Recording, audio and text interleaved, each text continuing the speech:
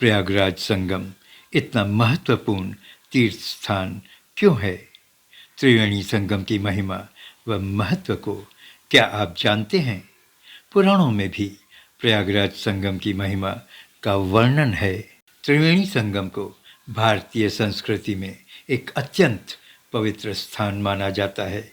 यह गंगा, जमुना और सरस्वती जैसी पवित्र नदियों का संगम है।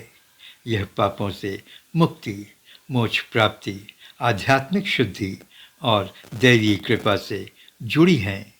कहा जाता है कि यहाँ स्नान करने से जन्म मरण के चक्र से छुटकारा मिलता है, आत्मज्ञान की प्राप्ति होती है।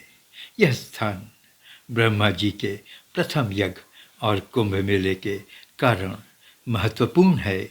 गंगा पवित्रता और मुक्ति की प्रतीक हैं। यमुना प्रेम और भक्ति को दर्शाता है और सरस्वती ज्ञान और बुद्धि की प्रतीक। यह सरस्वती अदृश्य जरूर हैं, लेकिन ये संगम का हिस्सा मानी जाती हैं। प्रयागराज का यह संगम गंगा, यमुना और सरस्वती नदी का मिलन स्थल है, जो इसे त्रिवेणी संगम बनाता है। पौराणिक कथाओं के अनुसार ब्रह्मा जी ने यहाँ सृष्टि रचना के लिए यज्ञ किया था और उसके बाद प्रयागराज तीर्थराज यानी कि तीर्थों का राजा कहलाने लगा। ऐसा माना जाता है कि यहाँ स्नान करने से जन्म जन्मांतर के पापों का नाश होता है और मोक्ष की प्राप्ति होती है। यहाँ महाकुंभ मेले का हर 12 सालों में आयोजन होता है। यह दुनिया का सबसे बड़ा धार्मिक समागम है। यहाँ गंगा और यमुना का जल अलग अलग रंग में दिखता है। यमुना का रंग हरा नीला दिखता है, जबकि गंगा जी का पानी का रंग मटमैला दिखता है। यह स्थल उन 4 स्थानों हरिद्वार, उज्जैन, नासिक और प्रयागराज जहाँ अमृत की बूंदें गिरी थीं, इसलिए इस स्थल को निहायत ही पवित्र माना जाता है।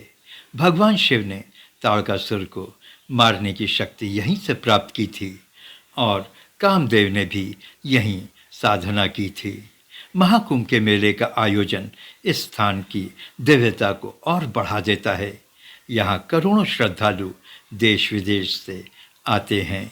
पौराणिक कथाओं के अनुसार सरस्वती नदी, जो आंखों से दिखाई नहीं देती हैं, भूमिगत होकर इस पवित्र संगम पर गंगा और यमुना में विलीन हो जाती हैं। सरस्वती की अदृश्य उपस्थिति त्रिवेणी संगम को रहस्यमय बनाती है, जो दिव्य और शाश्वत की अदृश्य शक्तियों का आह्वान करती हैं।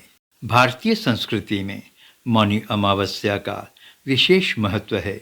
इस दिन मौन रहकर मन की शुद्धि और एकाग्रता प्राप्त की जाती है।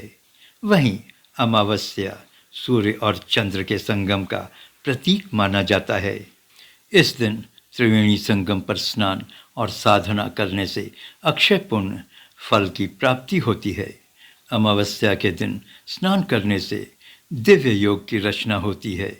इस दिन गंगा स्नान से आत्मशुद्धि होती है और जीवन में सकारात्मक ऊर्जा का संचार होता है। शास्त्रों में संगम में स्नान करने की एक विशेष विधि बताई गई है। पुरुषों के लिए अर्धनग्न अवस्था में स्नान करने का विधान है, जिसमें उन्हें ऊपरी भाग को खुला रखना होता है और नीचे कोई भी एक वस्त्र धारण करना होता है। महिलाओं के लिए शास्त्रों में कहा गया है कि वो एक सूती वस्त्र धारण कर उन्हें स्नान करना चाहिए। स्नान करते वक्त भगवान शिव, भगवान विष्णु और भगवान ब्रह्मा का ध्यान करना चाहिए। ऐसा माना जाता है कि इन तीनों देवताओं को स्मरण करने से उनकी कृपा आप पर होती है। साथ ही साथ गंगा, यमुना और सरस्वती का भी ध्यान करना चाहिए। गंगा स्नान के बाद शरीर को कपड़े से पोंछने के बजाय हवा में ही सूखने देना चाहिए, ताकि पितृ तृप्त हो सकें। फूल दिया प्रभावित कर माता गंगा को धन्यवाद देना चाहिए और अपनी क्षमता अनुसार जौ, घी, अनाज, वस्त्र व पूजा सामग्री का दान करें। साथ ही सीधे घर लौटना चाहिए और साफ कपड़े पहनकर पूजा पाठ करना चाहिए, क्योंकि कहीं रुकने से पुण्य बढ़ जाता है। गंगा जी में आमतौर पर 3, 5, 7 या 12 डुबकी लगाना शुभ माना गया है। 3 डुबकी तन, मन और आत्मा की शुद्धि के लिए, 5 डुबकी इष्ट देव, पितरों, गुरु और लोक कल्याण के लिए लगाई जाती है, जिससे पूर्ण पुण्य और मनोकामना की पूर्ति होती है। स्नान करते वक्त साबुन व शैम्पू का इस्तेमाल नहीं करना चाहिए।